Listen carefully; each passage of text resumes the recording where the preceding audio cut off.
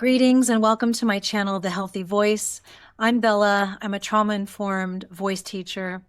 And today I want to talk to you about something that actually a member of my community suggested I talk about. And as soon as she said it, I thought that's a great idea.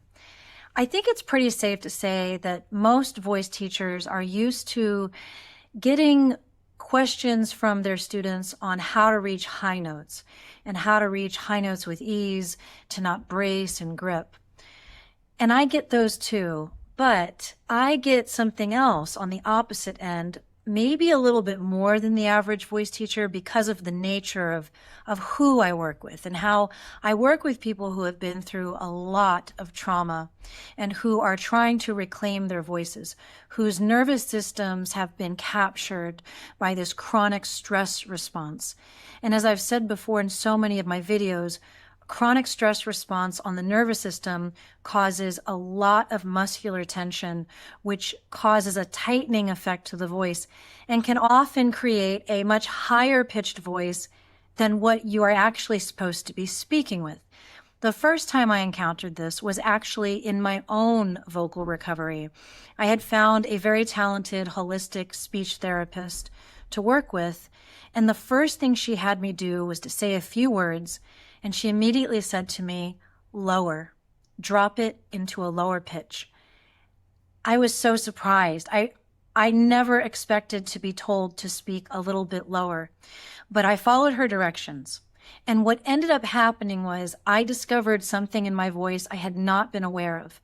I had been speaking a few pitches too high, much higher than what my natural voice actually wanted to resonate at.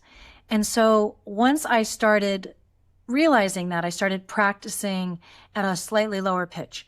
It was weird at first, and I was a little bit nervous that people would notice that I was speaking a little bit lower. But I have to tell you, nobody noticed a thing. Nobody said anything. So I like to share that part with you because a lot of times people I work with will be a little bit afraid to incorporate these things that they're learning in my sessions into their day-to-day life and conversations. They're afraid that other people might notice the changes and think less of them, as if they're putting on airs, as one of my students put it, or trying to be something you're not. Well, what I want to say to that is, there is the chance that you might encounter a personality who says something, who notices the changes in your voice and says something negative. But that's not anything, that doesn't mean there's anything wrong with you. It's a reflection of the kind of person you're hanging out with. And I don't mean to make you feel bad when I say that, but as you go through this process, you are going to have to face truths about certain people who have been allowed to be in your life for a long time. And if you have people in your life who make fun of you for trying to improve your voice, I would just say pay attention to that. For me, by the time I started my vocal recovery, the amount of difficult, crazy-making people I had in my life were very small. The majority of people in my life were already very healthy, secure, confident, grounded, and very supportive of me.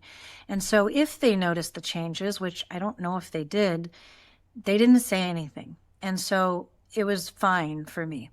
So I just share that with you to be prepared. You're doing this because you want to make your life better. You want to free your voice so you can free your mind. At least that's what I always like to say. So let me talk to you a little bit about how to reach some of your lower notes, because a lot of people I work with actually have a lot of tension right here in their chest. And if you have tension in your chest, it's going to be difficult to open up and reach those low notes. Another area which makes it difficult to reach low notes is the tongue. A lot of people hold a lot of tension in the tongue. And what happens when you hold tension in the tongue is it lifts everything up and it squeezes the muscles in your throat. And this makes a higher pitched voice. So let me show you two things that we can do to try and get into the lower register, the chest voice. The first thing I want you to do is just stretch out your face and your jaw like this. Go as big as you can. And then move your jaw side to side.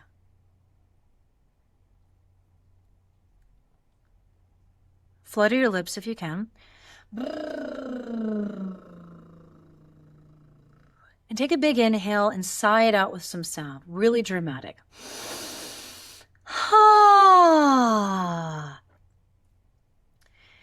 Let's do that yawn sigh again. And as we continue to do it and we continue to lower the pitch, see if you can feel more of those vibrations dropping deeper and deeper into your chest. In fact, use your imagination to help this process. See your sound going down into your chest. Imagine it going all the way down into your stomach. The point is not to actually reach your stomach. The point is to inspire your voice to make it lower than it normally would go. So inhale, open up.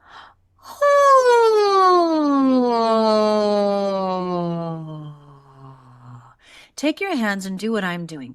We're going to direct the pitch up, and then I want you to push it down with your hands as we sing. Inhale.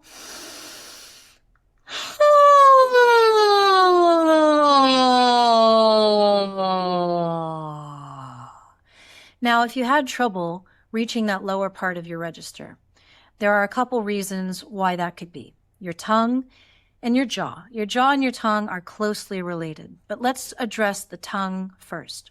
We want to be able to do something known as open throat, and this mimics the yawning process. So take a moment and do a fake yawn. Do your best impersonation of a yawn, and notice what happens to the back of your throat.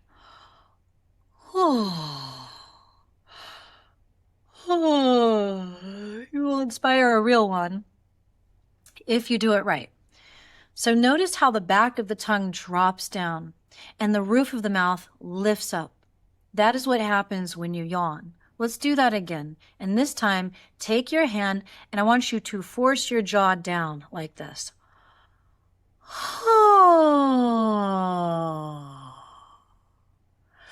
When you bring your jaw down, it brings your tongue down. If your jaw creeps up like this, then your tongue lifts up. And your tongue lifting up blocks the open throat. We need the throat to be open so that those vibrations of your voice can go all the way down into your chest. Let's try one more idea to see if we can get that throat to open up even more and feel a little more vibration in your chest. You're still going to hold your jaw open, but this time I want you to elevate your chin like this. I call this the Emperor's pose. Proud chest, lifted chin, totally confident in your domain. With your chin lifted and your throat open, we will hold the jaw open like this. Let's inhale through the nose and let's open up into a fake yawn, sigh it out with some sound. Keep everything open as we drop the pitch down into the chest. Inhale.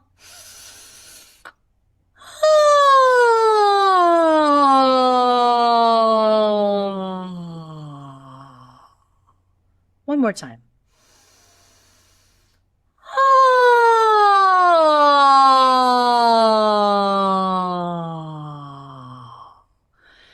Now, hopefully your jaw is getting used to this idea, and maybe you can will it to stay down. And that way we can put both hands on the chest. We're going to do this again, and I want you to notice the vibrations that are resonating in your chest under your fingertips. Inhale through the nose, open up the throat into a yawn, and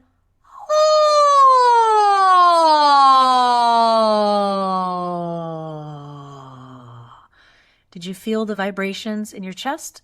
That's your chest voice, and that is where your low notes resonate.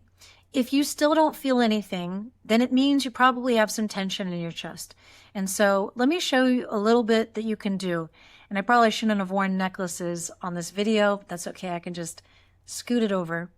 So find your sternum and take fingers, 4 or 3, and find the ridges in your sternum and just give them a little gentle pressing. Inhale through your nose and release the fingers. Exhale and drop back in. Inhale and release. Exhale and press. Let's do this a few times.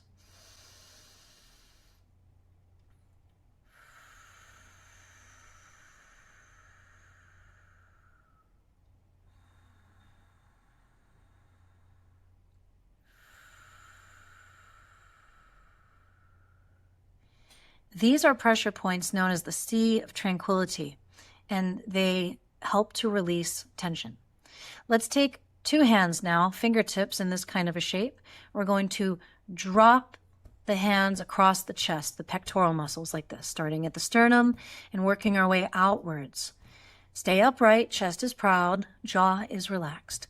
Actually, why don't we go ahead and make some yawn signs with that nice open throat while we do this. Oh. Oh. Oh. If you get a real yawn to come out, it's the best teacher. Pay attention to what happens when you really yawn. Oh. Make sure your chin stays up. Oh. Jaw dropped, chin up. Oh. Now sweep it away. Good. And let's try that yawn sigh one more time. Inhale up. Open up.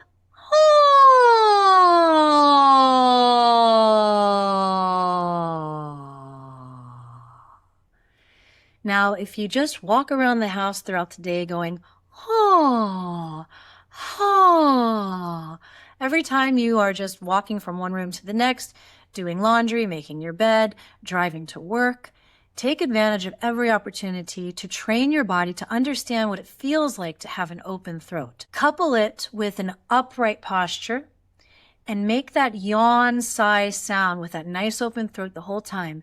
As you get lower in your pitch, imagine that sound reaching all the way into your stomach. As you continue to do this, it will become more familiar. You will start to break up the tension in your chest. And what you will experience is a very grounding and calming sensation. I have to share with you that when I started doing this practice and I started consciously making an effort to open up my lower register, it was one of the most relaxing experiences of my life. I did not know that I could make my body feel that relaxed with my voice alone. So I highly recommend you try this. It is a wonderful grounding technique. And once you start to understand what it feels like to use your lower voice, you won't want to stop. You might want to experiment with your speaking voice and see if you can drop the pitch just a little bit. You don't want to push it. If you go too low, you go into what's known as vocal fry territory. Fry is that creaky sound when you go too low. It's like, that means you've reached too low. You're no longer in your vocal register anymore. You're somewhere else entirely. And you don't want to use that sound too often. I know it's a little controversial because there are a lot of people who really rely on vocal fry for their manner of speech. But if you use too much of it, it actually becomes incredibly exhausting. I even wrote an article about this and it will post tomorrow on my Substack. So if you want to catch that and learn a little bit more about why I'm not a fan of fry. I know that there are a lot of vocal teachers out there who try to be very relaxed about it. And I honestly think they're just trying to appease people because so many people use a lot of heavy fry in their speech. The truth is we all use fry. I just used it right there. It's unavoidable. We use it a lot. But when we lean too heavy into it, we exhaust ourselves. So we don't want to go too heavy into the low register to the point where we creak. We don't want that. But we also don't want to have no access to the area. So I hope you'll try this exercise and see what happens.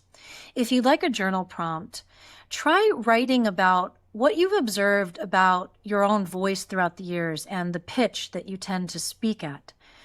Do you speak in a high voice that feels unnatural? Do you speak in a low voice that feels unnatural? Do you think that maybe you haven't found your true note yet? Write about what this experience has been like for you. Connect it to experiences when you've been in conversation with other people. What has it been like for you speaking in front of others? Do you ever feel like you get tired easily after you speak? If so, you're probably carrying some tension, and the tension could be in either direction, high or low. So this is worth some reflection.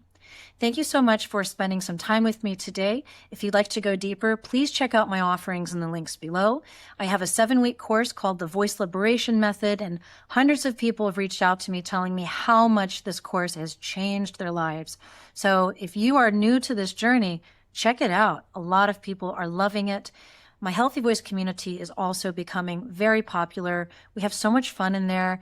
There are daily lessons, very easy mini lessons that are masked as fun, play-based activities. We do live sessions in there and courage circles where people share their voices and get used to their nervous system response. And there's so much opportunity to learn more about your voice. So check it out, and I'll see you guys in the next video.